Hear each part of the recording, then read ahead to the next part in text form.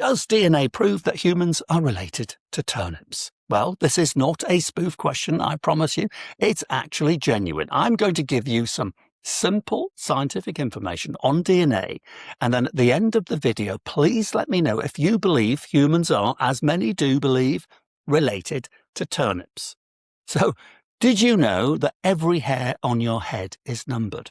Each hair contains your unique DNA number, and it is 3 billion digits long, with every single digit in exactly the right place in perfect word order, just like a novel needs to be in perfect word order to be understandable. Your DNA number is the same, and you have enough word perfect and ordered digits in your number to write 10,000 novels.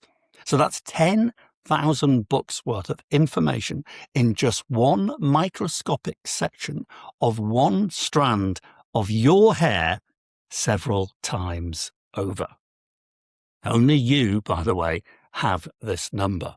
No other human has it or has ever had it in the history of mankind. Apart from, I've got to say, identical twins, they're the only people who share the same DNA number.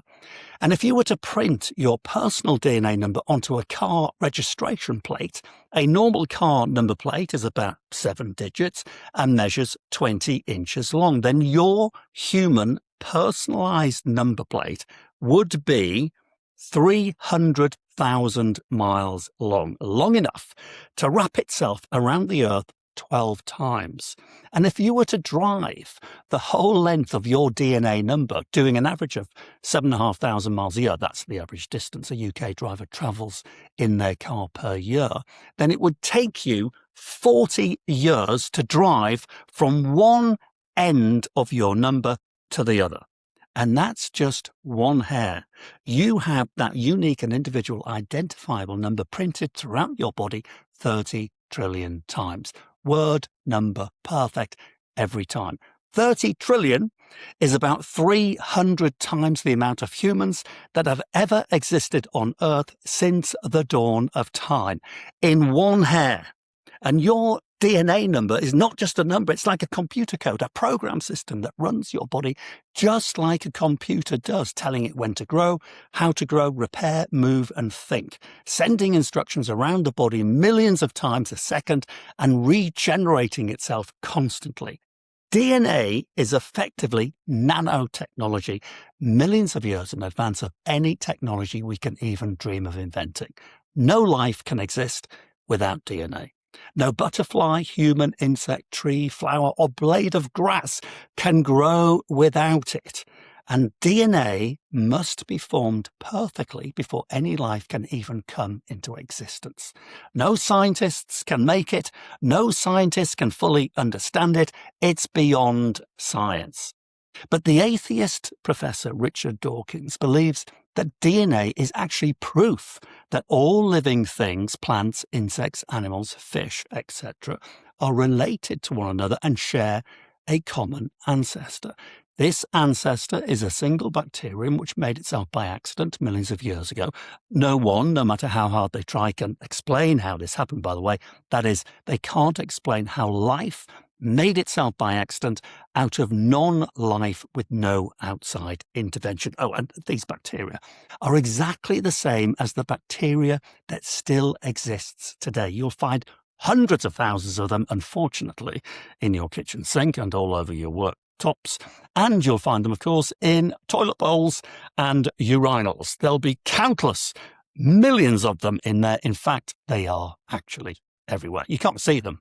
Of course, you'll need a scientific microscope to do that. But anyway, according to Richard Dawkins and originally to Charles Darwin, who in 1859 came up with this theory of evolution, you are related to just one bacterium. But not just you, but everything that lives on Earth or has ever lived on Earth, including extinct animals like dinosaurs. They're all related to a single bacteria who somehow not only came to life, but had the power to self-replicate itself and to change into different creatures, from ants to elephants, from fish to men. But back to the DNA more specifically. Darwin's theoretical first bacterium must, of course, have contained DNA. It couldn't have come alive without it. No one can explain, though, how it made its own DNA from nothing and made it before it was alive. Darwin couldn't explain it because Darwin had never heard of DNA. But let's now get on to whether or not you're partly turnip. Studies have shown that we share 96% of our DNA with chimpanzees, which to Darwinists is confirmation that we also share a common ancestor and we're related to monkeys. This percentage has been downgraded recently to 86% after some new studies, but it still sounds a lot, and if I'm honest, on the face of it, might suggest that there is a family connection somewhere. However, if you bear in mind that we share DNA similarity with all living organisms on Earth, the comparison with monkeys isn't as surprising as you might think. I was interested to discover in my research for the book that our DNA is 84% similar to our pet dogs, 70% to elephants, and 80% to the duck-billed platypus. I could go on, but just to drive the point home, we are about 60% genetically identical to bananas, fruit flies, lettuces, and even a blade of grass. And we're 70% identical to garden slugs. Now, this doesn't mean that our ancestors were bananas, slugs, or blades of grass, but it does show that DNA is the supercomputer, the life-sparking ingredient that is required in all life forms. It's a bit like sugar in a cake.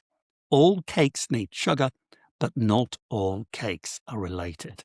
However, Richard Dawkins believes that DNA is solid proof that all living things do indeed share a common ancestor. He says in one of his books, quote, "It is the plain truth that we are cousins of chimpanzees, somewhat more distant cousins of monkeys, more distant cousins still of aardvarks and manatees, yet more distant cousins of bananas and turnips." Here comes the turnip question. But scientists, though, who believe in an original creator of all things, like Professor Stephen Mayer or the neuroscientist Andrew Huberman, say that DNA is not proof of ancestral relations to turnips, or anything else for that matter. They say DNA proves that all living things share a common creator and that all living things need and share the same designer. So over to you. What do you think? Were your ancestors made by accident out of non-living matter? And are you related to a turnip?